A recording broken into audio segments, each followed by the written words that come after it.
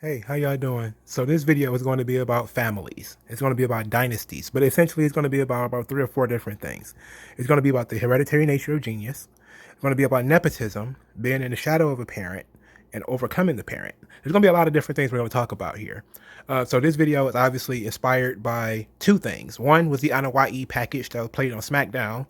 The second is a tweet that I saw in response to Ricochet when Ricochet made his comment about needing to work harder. Somebody responded that I hope he realizes the amount of work Dominic Mysterio put in to get his spot. So apparently people think that, nepotism is an important thing. So we're going to talk about that too. And we're going to just try to bundle all of that together. So let's start at the beginning. Francis Galton, and I believe in the 1860s, he came up with the concept of the hereditary nature of genius. He was talking about intelligence, really, but we talk about ability in general.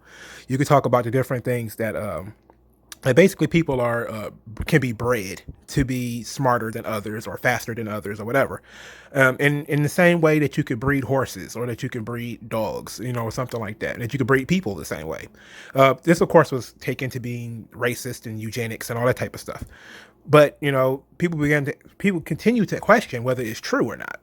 Now, in Galton writings, he also he didn't just leave it to, well, people are just genetically superior, and then that's all it is. He also said that there are three or four different things that you also need to have in that superior genetics, combined with these other three or four things, leads to more success. One of them was a work ethic. You have to have, obviously, a zeal to do whatever it is you want to do. You have to have the work. You have to put in the work. So that's your merit right there. That did you work hard at it? And this is what I said before about you needing to work hard in a specific direction. The second is you need to be able to overcome hindrances, which is perseverance. That's a good way to put it. You have, hindrances act as natural selection. This is what Galton said.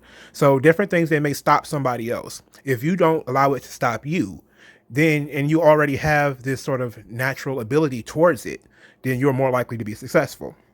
Another is your desire.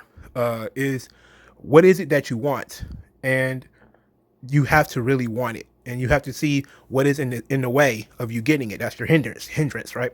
So you have to have that, and you also have to have, finally, a good disposition, a good attitude. If you have a good attitude, people will be willing to help you. You also can open up more doors if you have a good attitude. So those are sort of the things that Galton said. People just kind of left on the whole genetically superior argument and kind of glossed over these other things that also need to exist. So after taking all that in, now we get to talk about nepotism. Now, what is nepotism? For people who don't know, it is basically a way of getting put in position due to your relationships with someone else.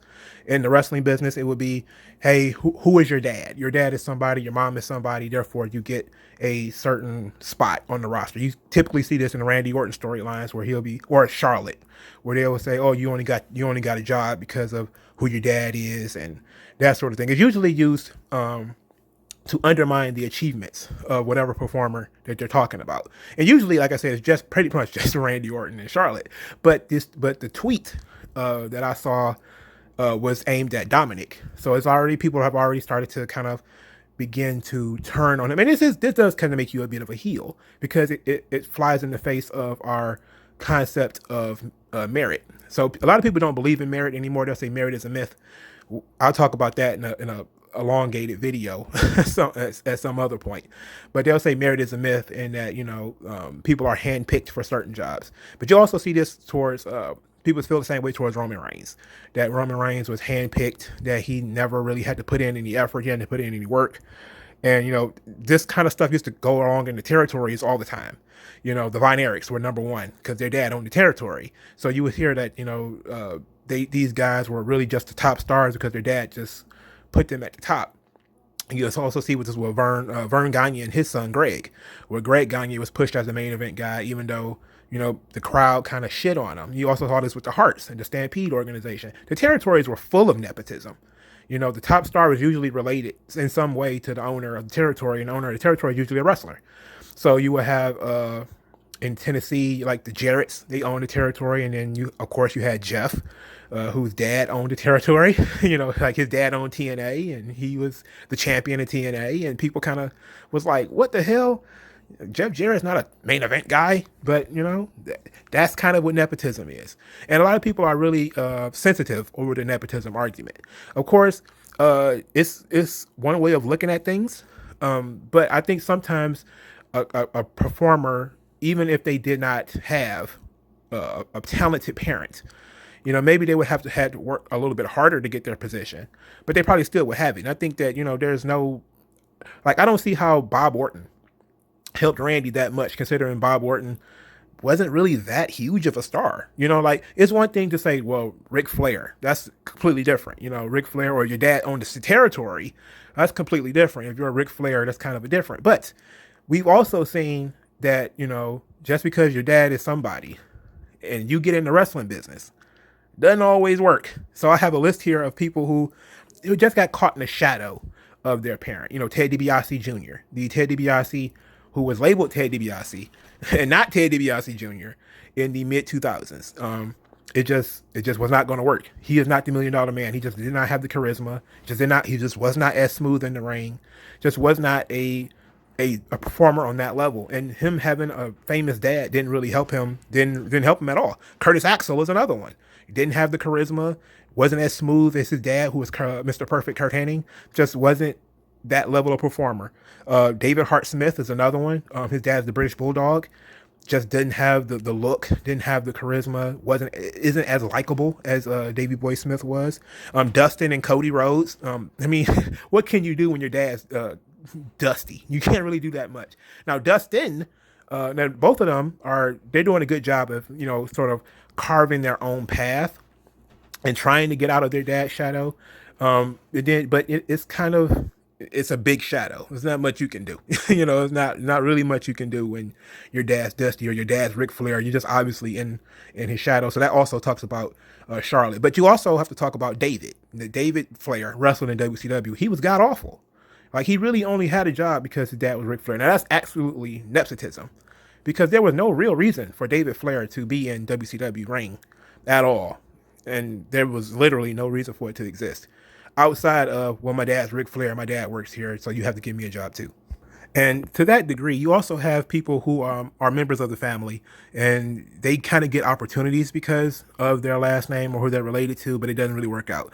Number one on this list would be Teddy Hart. Teddy Hart has been hired by WWE on 3 different occasions. He blew it each time. It's just last name Hart gets your foot in the door. But Teddy has a bad disposition. So if you go back to the Galton, his disposition is always bad. He always has a bad attitude. He constantly gets heat in the locker room, and outside the ring, he's a nutcase. He constantly getting arrested and doing weird things. It's just a bad deal doing any kind of business with Teddy Hart. Even when you talk about the Anoa'is, most of them, Umaga, he got fired. Rosie also got fired. Both of them died before the age of 50. I'm not sure if they even made it to 45, but I think they had drug problems. So there is, different things that can affect you. And, even if you get your foot in the door, your name, you can screw it up pretty easily. So the idea that somebody only made it because of their name, it's not always the case. They do have to do the work. The work is still the same, even if it gets them, a bit of a leg up. But people take leg ups all the time, and some people, they get a job, and it's not something as obvious as, who your dad is or who your mom is or something like that. It's usually who your best friends are and stuff like that. Because AEW, that was nepotism general. WWE is big on nepotism. I mean, they don't even hide it, really. They don't care. But AEW was supposed to be different, and ended up with guys like Brandon Cutler on the roster, who only got there because he's friends with like the Young Bucks, or Michael Nakazawa, who's only there because he's friends with Kenny Omega, and you have stuff like that happening. I mean, that's just the wrestling business. You hire and you push who you can trust. It's always been that way. So people who get upset at nepotism, it's like, you don't understand wrestling. Wrestling was started by carnies and people only got in the business with people that they could trust. It's still the same way. They don't want people trying to get over on them. You still, get the champions and all that type of stuff. The spots are still decided in a boardroom somewhere, whether it's by the NWA board or by Vince McMahon or Tony Khan. There's always going to be, I kind of like this guy, and that's who gets the push. I mean, that's just kind of how it is. So you're always going to go with who people like and who people feel like they can trust. And that's sort of the unofficial fifth piece of the puzzle, right? Is you have to be trustworthy, but that's also, that kind of goes into your disposition. But that's sort of the unofficial fifth piece is, a lot of people say, well, look at Triple H. He's the son-in-law. Of course he gets to be world champion 100 times and all that type of stuff. It's like, yeah, but again, if you go back to the territories, the AWA, they had no problem pushing Zbyszko, who was the son-in-law. Like, it happens. You go with who you can trust. And if you can trust people who married into your family, then that's who if you trust somebody with your daughter, you can trust them with your business, kind of.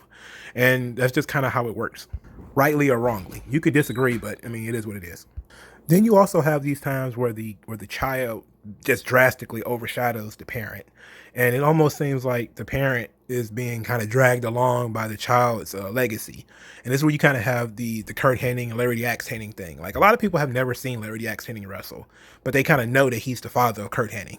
Like, he's the father of Mr. Perfect. Everybody kind of knows that. But how many people have actually sat down and watched Larry the Axe Hennig wrestle? Not many. And the same thing with Bob Orton. That's why I said earlier that I don't think Bob Orton had anything to do with Randy Orton being successful. Like, how many people have really just kind of gone back to see Bob Orton after seeing how good Randy was? And like, maybe his dad is just as good as he was. There's also a lot of, kind of questionable things that maybe you even saw. You maybe even saw the dad. You don't know how big the dad was, like the Harts or the Guerreros, where, the dad was famous, but you don't really know how famous. Then you have the Von Erichs is another one, where Kerry ended up kind of wildly being more successful than his father, and his father ended up owning the territory. But then, of course, Kerry let his demons get the hold of him, and he never really got to fulfill sort of the chosen one, which is something that we could actually talk about. I'm probably going to talk about it in a different video, but part of the genetic argument is that there is sort of chosen ones. That, if you go through the literature or manga, comic books or whatever, you all typically have a chosen one. The chosen one will have to come from a specific kind of stock, a certain family or a certain genetic makeup to kind of give you the idea that somebody has to be genetically superior in some way. And then, of course, they will have to add different character elements as they go along. So you have the Thor and, King Arthur and all this type of stuff, right? But I'll make a video about the chosen one some other time. But ultimately, it's not all about your genetics. Genetics can help. They obviously can help when it comes to connections and different things like that. And also, some people are genetically predisposed to diseases and different things like that. So if you have good genetics, it can help you. But it's not a guarantee. And I think sometimes people get it mixed up. Like, they think, oh, he's only got this spot because of who his dad is or who his mom is or something to that effect. And it's not always the case. You have to actually look at the different character traits that are put together. And then you can also say, well, genetics helped, which, obviously some people would not disagree with that. But you also cannot blame people for taking the help, the good genetics, and maybe wanting to get their thing going a little bit faster. Because, there's a lot of people out there who are using the leg up, and they are, they're using friendships, they're using all type of things, and you have to use what you can to get where you want to go. So that's my video on families and dynasties and genetics. Let me know what you guys think in the comment section below. Like this video, share, and subscribe, and I'll talk to you guys later.